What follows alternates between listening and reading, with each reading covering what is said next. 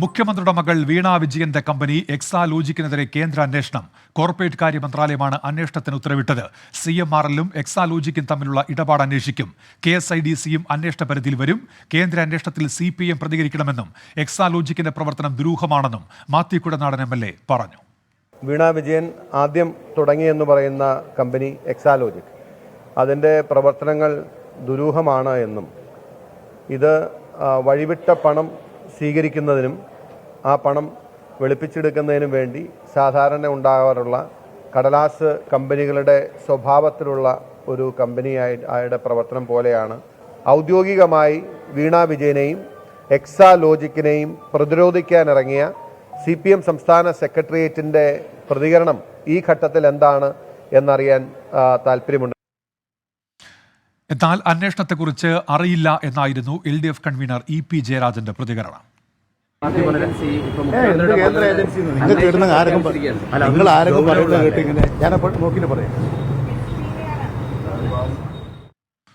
എക്സാലോജിക്കിനെതിരായ കേന്ദ്ര അന്വേഷണം എത്രമാത്രം മുന്നോട്ടു പോകും എന്നതിൽ സംശയമുണ്ടെന്ന് K മുരളീധരൻ MP.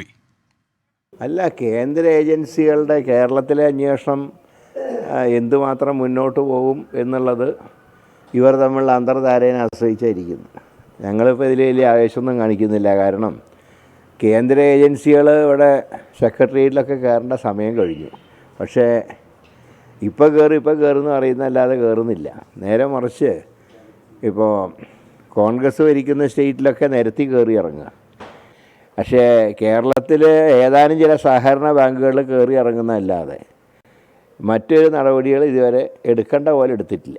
അതുകൊണ്ട് ഈ അന്വേഷണം ഏതുവരെ മുന്നോട്ട് പോകുമെന്നുള്ള കാര്യത്തിൽ ഞങ്ങൾക്ക് സംശയമുണ്ട്.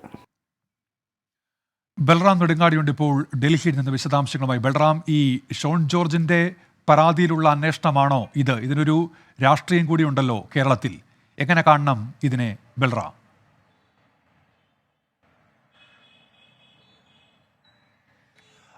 ഉന്മേഷ്, ഇന്നലെയാണ് കേന്ദ്ര കോർപ്പറേറ്റ് കാര്യ മന്ത്രാലയം ഈ എക്സാലോജിക്കുമായി ബന്ധപ്പെട്ടുള്ള അന്വേഷണത്തിന് ഉത്തരവ് ഇറക്കിയിരിക്കുന്നത്. ഈ ഉത്തരവിൽ കൃത്യമായി പറയുന്നത് പരാതിയുടെ അടിസ്ഥാനത്തിലാണ് ഈ അന്വേഷണം എന്നുള്ളതാണ്. എന്നാൽ ആരുടെ പരാതി എന്ന് അതിൽ പരാമർശിക്കുന്നില്ല. എന്നാൽ നമുക്ക് മനസ്സിലാക്കാൻ കഴിയുന്നത് ഷോൺ ജോർജ് നൽകിയ പരാതിയുടെ അടിസ്ഥാനത്തിലാണ് ഇത്തരത്തിലൊരു അന്വേഷണത്തിലേക്ക് പോയത് എന്നുള്ളതാണ്.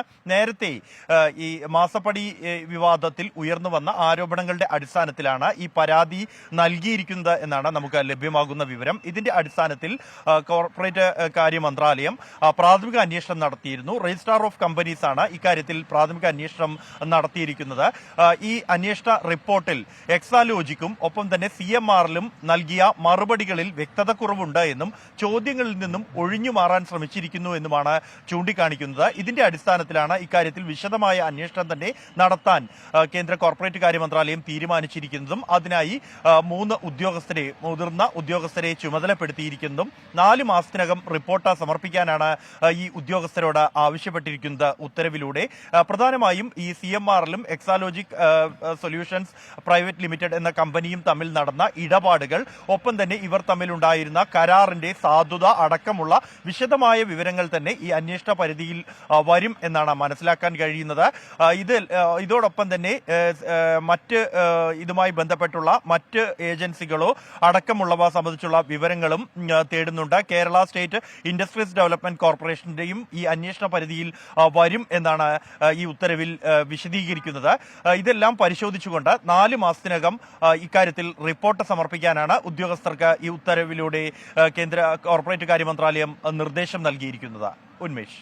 ബൽറാം, എന്തൊക്കെ കാര്യങ്ങൾ ഇതിന്റെ പരിധിയിൽ വരുമെന്നാണ് മനസ്സിലാക്കേണ്ടത് ബൽറാം?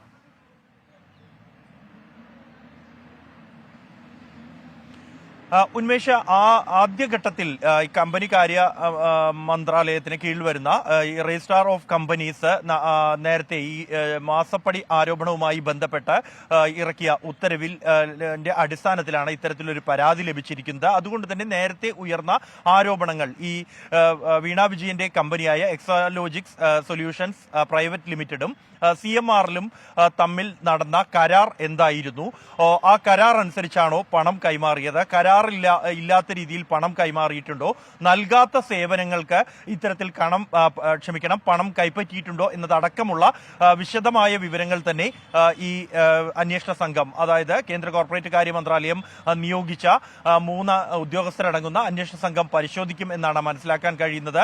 കൂടാതെ KSIDCയുടെ ഇതിലുള്ള പങ്കടക്കമുള്ള കാര്യങ്ങൾ ഈ അന്വേഷണ പരിധിയിൽ ഉൾപ്പെടുത്തിയിട്ടുണ്ട്.